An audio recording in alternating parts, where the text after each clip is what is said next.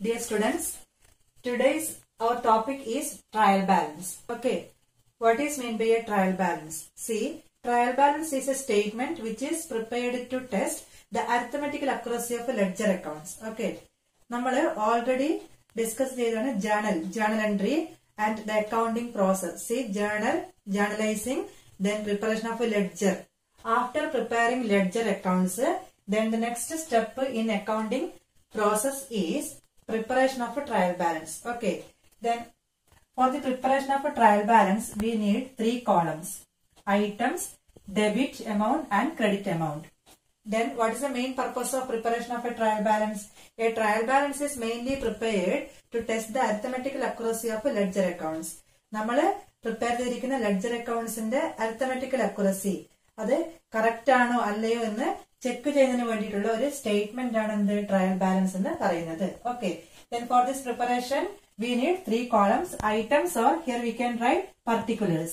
Then second and third column for recording the amount, debit and credit. Clear?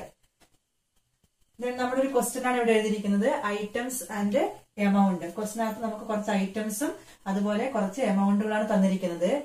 എങ്ങനെയാണ് നമ്മൾ ഈ items trial ബാലൻസിൽ record ചെയ്യാവുന്നത്? So in order to prepare trial balance, first of all we know the rules of debit and credit. We know the rules of debit and credit. Debit ക്രെഡിറ്റിന്റെ rule correct ആയിട്ട് അറിഞ്ഞാൽ മാത്രമേ, അതായത് നമ്മുടെ types of account, real account, personal account, nominal account, ഈ rules ഒക്കെ നമുക്ക് കൃത്യമായിട്ട് അറിഞ്ഞാൽ മാത്രമേ നമുക്ക് എന്ത് ചെയ്യാൻ പറ്റൂ, ട്രയൽ ബാലൻസ് പ്രിപ്പയർ ചെയ്യാൻ പറ്റൂ. Okay, then our first item is what? Capital. ഞാനിവിടെ ക്യാപിറ്റൽ എഴുതിയിട്ടുണ്ട്. Capital rupees 1,50,000. ഓക്കെ, ക്യാപിറ്റൽ എന്ന് പറയുന്നത് it is an internal liability, it is a long term liability. Clear? Capital എന്ന് പറയുന്നത് ഒരു ലയബിലിറ്റി ആണ്. ലയബിലിറ്റിക്ക് എപ്പോഴും എന്താണ്? ക്രെഡിറ്റ് ബാലൻസ് ആണ്. So the capital, the amount should be shown on the credit side of trial balance, that is 1,50,000. Then our next item is opening stock. Opening stock, അടുത്ത item opening stock ആണ്. So opening stock, C stock എന്ന് പറയുന്നത് it is N asset. Stock is a current asset. Asset have always debit balance. So opening stock rupees 1 lakh we can record on the debit side, debit column 1 lakh. Our next item, purchases.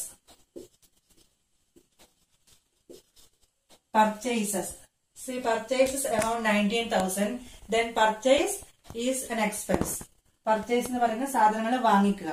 അപ്പോ purchase എന്ന് പറയുന്നത് ഒരു expense ആണ്. So expense have debit balance. Okay, പർച്ചേസിന് debit balance ആണ് 19,000. All expenses and losses have debit balance എന്നാണ് പറയുന്നത്. Then next item, sundry creditors. See sundry creditors 10,000 rupees. 10,000 rupees ആണ് സൺട്രി ക്രെഡിറ്റേഴ്സ്. ക്രെഡിറ്റേഴ്സ് എന്ന് പറയുന്നത് it is a liability, it is a current liability. Creditors എന്ന് പറയുന്നത് ഒരു current liability ആണ്. Liability ആയതുകൊണ്ട് തന്നെ ലയബിലിറ്റിക്ക് എന്താ ബാലൻസ്? ക്രെഡിറ്റ് ബാലൻസ് ആണ്. So on the credit side, credit column 10,000. Next our item is bills payable. Bills payable, bills payable it is also a current liability. Bills payable ഒരു current liability ആണ്. So bills payable. Then our amount is 9,000. Liability ആയതുകൊണ്ട് തന്നെ on credit side. Then next item, wages. Wages rupees 2,000. Wages is a direct expense. Okay, wages എന്ന് പറയുന്നത് വർക്കേഴ്സിന് കൊടുക്കുന്ന കൂലിയാണ്. ഇതൊരു direct expense ആണ്. Then we can record this amount on the debit side, debit column 2,000. Next our item is rent. See, rent is also an expense. Wage is a direct expense. Rent is an indirect expense. All the expenses have a debit balance. So rent 1,000 on the debit column. Next one, sundry debtors. See, sundry creditors, it is a current liability. Sundry debtors is a current asset. Asset have debit balance. Sundry debtors. Sundry debtors have always debit balance amount is 8,000. 8,000. Then next our item is sales. Sales, it is a direct income. It is a source of income. Income have credit balance. Okay, credit balance. Sales, we can record on the debit column.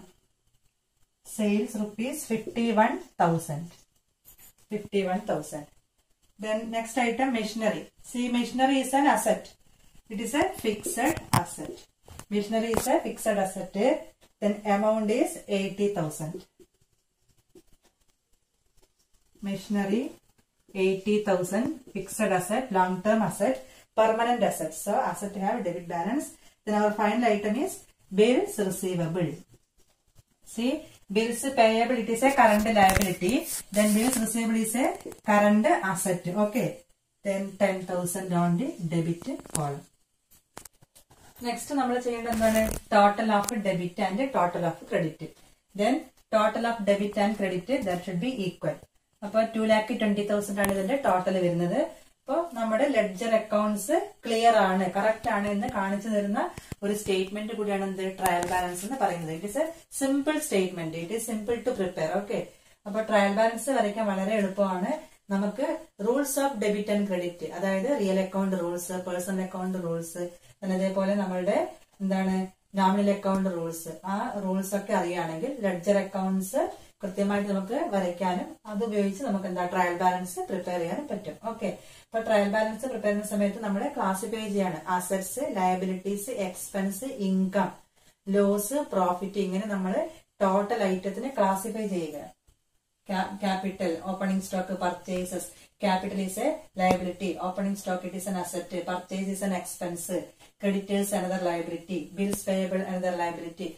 The total items that we should classify. Okay, assets, then liability, income, expense, loss, profit, gain, etc. അങ്ങനെ classify ചെയ്തിട്ടാണ് നമ്മൾ എന്ത് ചെയ്യുന്നത്, trial balance prepare ചെയ്യുന്നത്. ഇവിടെ നമുക്ക് 3 column മാത്രം മതി. Then debit should be equal to the credit. ഡെബിറ്റും ക്രെഡിറ്റും ടാലി ആയിരിക്കണം. Then only our ledger accounts is 10% correct. അപ്പോഴും നമുക്ക് 10% കറക്റ്റ് ആണെന്ന് പറയാൻ പറ്റും. This is trial balance. Okay.